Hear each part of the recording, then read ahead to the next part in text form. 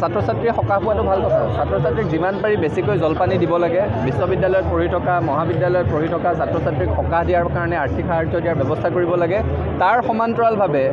ডিগ্ৰীটো গ্ৰহণ কৰাৰ পিছত যাতে নিবনুৱা হ'ব লগা নহয় তাৰো যত্ন চৰকাৰে ল'ব লাগিব ডিগ্ৰীটো পঢ়ি থকাৰ অৱস্থাত আৰ্থিক সকাহ দিছে ভাল কথা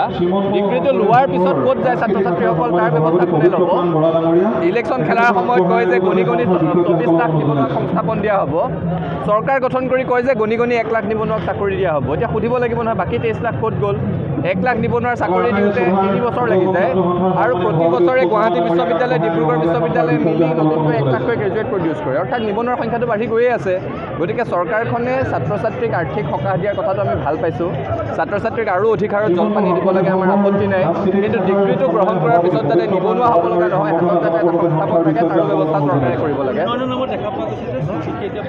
পৃথিৱীতে এতিয়া যিটো কথা যে গছ ৰাখি উন্নয়ন বন্য জীৱ জন্তু আৰু গছ গছনিক অসুবিধা নিদিয়াকৈ হোৱা যিটো উন্নয়ন সেইটোহে দীৰ্ঘম্যাদী উন্নয়ন আৰু অসমতো তেনেকুৱা ব্যৱস্থা ল'ব লাগে হাইৱে এক্সপানশ্যনৰ নামত গছ কটা অট্টালিকা বনোৱাৰ নামত গছ কটা এইবিলাক মান্ধাতা যুগৰ আচলতে চিন্তা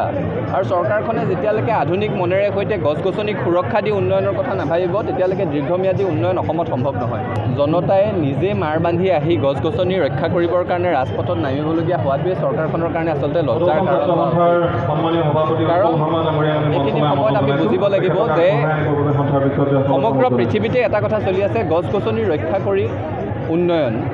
আৰু অসমৰ ৰাইজে গোলাঘাটৰ ৰাইজে সেই সচেতনতা দেখুৱাইছে গছ গছনি ৰক্ষা কৰিবৰ কাৰণে নিজে ৰাজপথত নামি চৰকাৰক আহ্বান জনাইছে চৰকাৰে সেই আহ্বান শুনিব লাগে আপোনালোকে বিভাগ হিচাপে চাবলৈ গ'লে প্ৰতিটো বিভাগৰ সুকীয়া সুকীয়া খতিয়ান লৈ থাকিব পাৰিব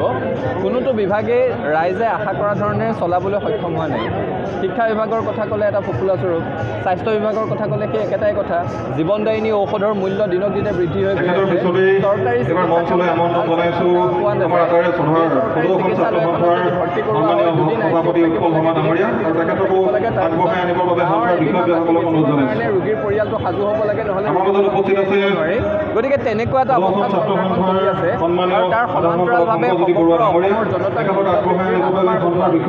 অত্যাৱশ্যকীয় খাদ্য সামগ্ৰীৰ মূল্য বৃদ্ধি পেট্ৰল ডিজেলৰ মূল্য বৃদ্ধি টোল গেটৰ কৰ বৃদ্ধি হৈছে জীৱনদায়িনী ঔষধৰ মূল্য বৃদ্ধি হৈছে স্মাৰ্ট মিটাৰ সংযোজন বৃদ্ধি হৈছে